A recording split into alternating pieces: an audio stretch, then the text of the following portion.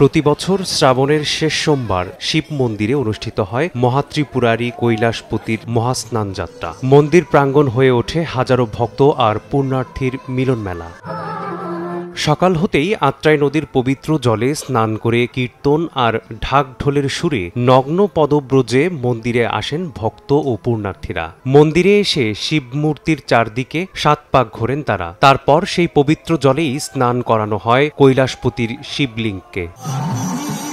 পূজা শেষে চলে প্রসাদ বিতরণ। বিশ্বশান্তির কামনা আর ব্যক্তিগত মনোবাসনা পূরণের প্রার্থনায় মুখর হয়ে থাকে গোটা মন্দির। ভক্তদের মতে এ পূজায় অংশ নিলে পূরণ হয় মনের ইচ্ছা। পরিবারের মঙ্গল এবং আত্মশুদ্ধির জন্য প্রতি বছরই এখানে আসেন তারা। এই 51তম মহাস্নান যাত্রায় আজকে কৈলাসপতি শুভ মহাস্নান যাত্রা রচিত করা হয়েছে।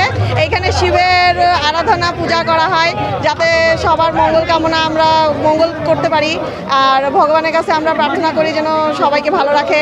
সাইডাস থেকে জল নিয়ে আসি, হাটে হাটে সকালবেলা আসি, এখানে এসে মন্দিরে জল ঢালে আমাদের মনের বাসনা পূর্ণ করি। বাবার মাথায় জল দিয়ে এত ভাগ্যের বিষয়, আমাদের খুব ভালো লাগলো যে দিতে পারলাম দেখে।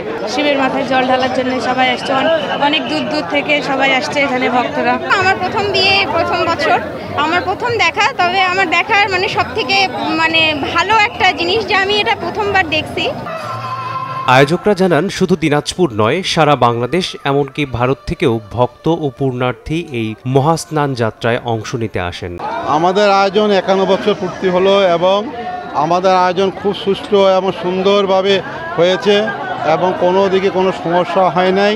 আপনারা সবাই আশীর্বাদ করবেন, এই আয়োজন আমরা সামনের বছর আবার ভালো বন্ধ করতে পারি। আমাদের এখানে পুণ্যার্থীদের জন্য খিচুড়ি এবং খাওয়ার ব্যবস্থা ছিল এবং প্রসাদ বিতরণ সব ব্যবস্থা ছিল। বিশ্বে শান্তি প্রতিষ্ঠার লক্ষ্যে মন্দির প্রাঙ্গণে সারা রাত ধরেই বিতরণ করা হবে প্রসাদ। সময় সংবাদ, দিনাজপুর।